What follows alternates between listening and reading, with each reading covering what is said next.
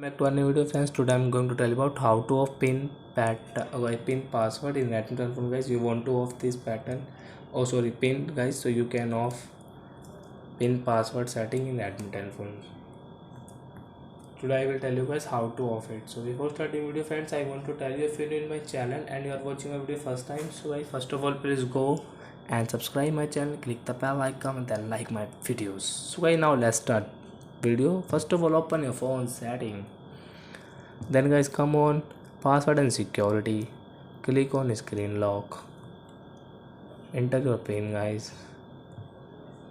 then guys turn off screen lock, click here OK option. So now you can see there is no any pin password in my Redmi 10 phone.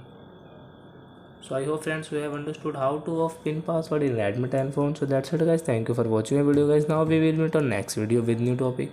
Before, guys, I request, please go and like my video, subscribe my channel. Bye bye, friends. Thank you for watching.